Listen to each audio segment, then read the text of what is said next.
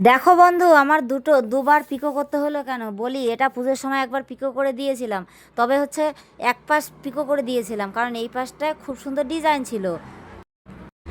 বর্তমানে এই ডিজাইনগুলো খুলে খুলে যাচ্ছে, তো বুঝতেই পারছো সুতোর মাথায় গিট দেওয়া যে ডিজাইনগুলো হয়।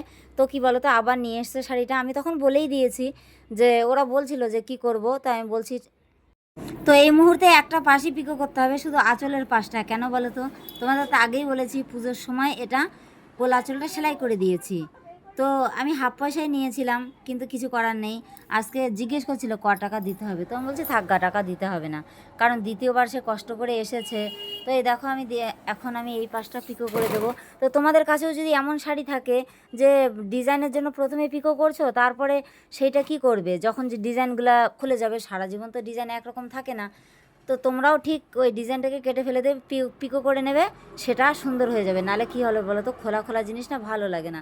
এ দেখো যেটা আমি করছি, কারণ এই মহিলাটা, এই দেখো তো উনি বয়স্ক হলেও খুব সুন্দর ফিটিং থাকে, তাই এই যে আমি পিকো করে দিলাম। তো এখন আর ডিজাইনগুলো খুলবে না, দুটো পাশ একই রকম হবে। তো দ্বিতীয়বার কেন পিকো করতে